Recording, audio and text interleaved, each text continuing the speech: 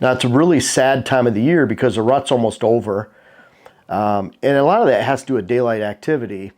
One factor is there's far fewer deer or does coming into estrus.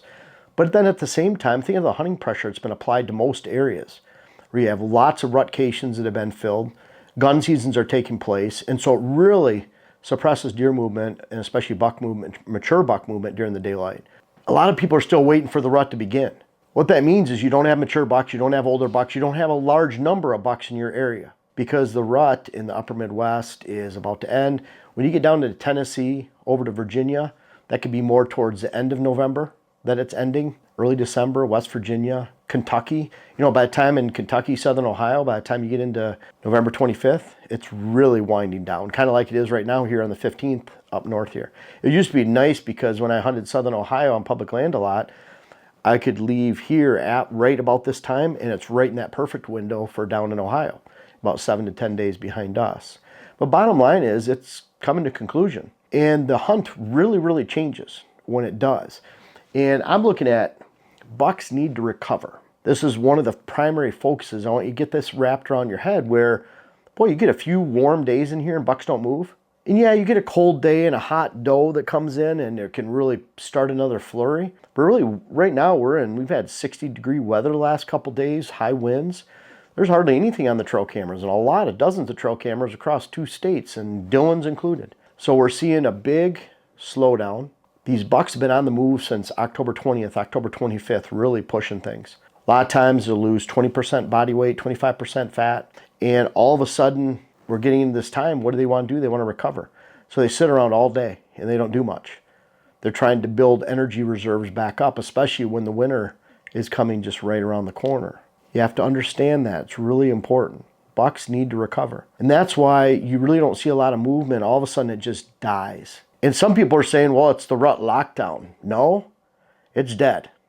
It's really to a point. The rut lockdown takes place when a high percentage of bucks, the highest percentage of bucks for the entire primary rut, are on does. When does that happen? Well, look at it that a lot of does aren't in yet, just starting in the pre-rut.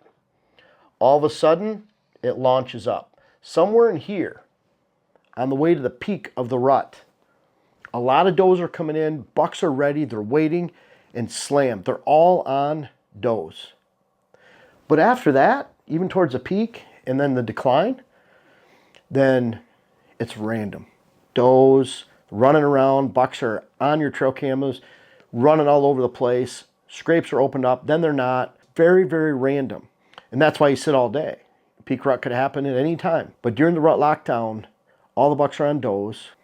You all of a sudden see this little slow period. If you're watching the rut, watching your cameras a lot like we do. Then you get into the peak rut. It could happen at any time, and then all of a sudden it slows down again. When it slows down again, it's not that they're in rut lockdown. It's just that things are really starting to slow down. They're actually starting to slow down. Maybe there's rutting activity that takes place at night more, but bottom line is it's slowing down. And when that happens and it finally slows, bucks sit around, conserve energy, build energy, and that means not moving much and only hitting afternoon food sources. Should you hunt morning during that time? And I'm saying the last 10 days of November here in our area. Now, obviously, we're going to hunt all day during gun season in Wisconsin when it opens this Saturday, Saturday before Thanksgiving. We're definitely going to be out there all day. Hey, we'll get right back to the video, but I want to make sure you guys know about this. Up to 40% off First Light for their Solitude and Sanctuary clothing, which is outstanding. These are the mid and late season clothing. 30% off for the Catalyst, which is more early season, and then a lot of their stuff is 20% off. So giant sale. It's our biggest of the year, Black Friday sale. Check the link into my description to make sure you take advantage of that. Now back to the video. But very quickly we changed from hunting rut, gun season morning, to only afternoon food source movement because they're already laying in and around their bedding areas when you go in the morning, and you just have a chance to spook them. Now, a really good tactic is you go in when he gets into the secondary rut, which is end of November, early December, and then we start hunting mornings again, especially if we know that bucks might be in a certain area. Let's say they've been shell-shocked by gun season. They're already down in their bedding areas before daylight.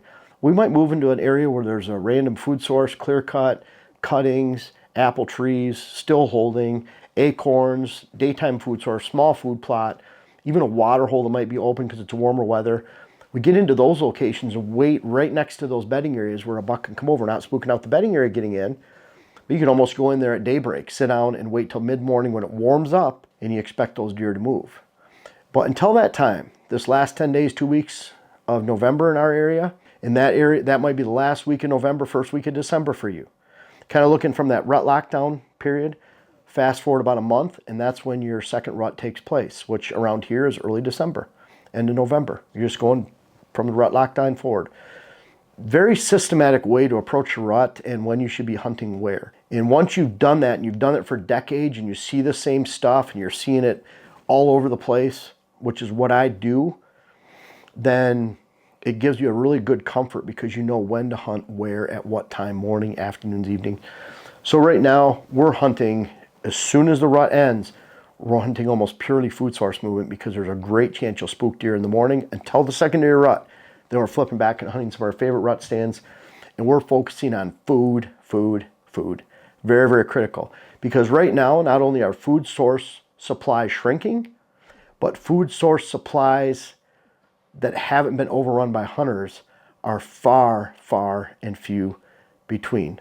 So it's very critical that you understand unpressured food sources next to good cover attract a lot of bucks from the area because that's truly the 3%, 5% of all deer hunting parcels, doesn't matter if it's public land or private land, that attract mature bucks from a long way away. Bucks have 5-6 times the home range that a doe family group does. So they'll go find that food, but it's not just the food. It's unpressured food. And when you add those two together, there's not a lot left because people have over-hunted their food sources, especially food plots on private land, big clear cuts adjacent to roads on public land, and all those areas have been overrun. So you have to find, it's better to find adequate food, not the best, but adequate food that's still standing, that's unpressured, than to find great food that's been highly pressured this time of year. Look for that combination. Now, if you can find great food unpressured, like we try to develop on private lands, awesome. That's a key. And that's a key towards this period where there's really not much going on, bucks are recovering. And don't think that the rut still hasn't begun in your area, especially the north third of the country. It's coming to a conclusion. Michigan, by the time gun season rolls around November 15th, not only you're already on the decline, but slam 850,000 hunters into the woods at the same time, let alone Wisconsin just a few days later. And boy, all of a sudden it looks like there's no rut taking place. And it's not only that there's not much rut left, there's a lot of nighttime movement suppressed and created by a lot of hunters entering the woods. So learn how to hunt not only during the rut, that's easy. Go sit on a nice funnel in between bedding areas, food sources, kind of get that perfect X of movement.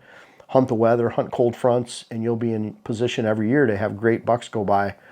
But when it gets into this later time of the year, you really have to hunt and watch out for that weather. Because again, deer feed 5 times in a 24-hour period. When they miss feedings, when big fronts go through and there's a lot of stress and they're burning energy to stay alive, they can't wait to feed on the back side of that front. Yeah, there's a little bit of feeding on the front side, but you can really count on it on the back side, 5-10 times more than the front side of front. So really hunt the backside of that front, look for feeding deer, hunt those afternoons and evenings, and you too. This period of time can be slow. There's so many hunters in the October lull. That's a common time to complain about lack of deer sighting, but it's really common if you're still hunting towards this period after the rut because nothing's moving. Deer are focusing on only the afternoon, just slight movement. Bucks are usually bedding fairly close to their food sources, but not in between does and the food source. So look for those areas that could potentially hold deer, hone in those food sources, and you can beat this period of time, which is more important to beat than the October lull. There's still some deer around, and then there's good news.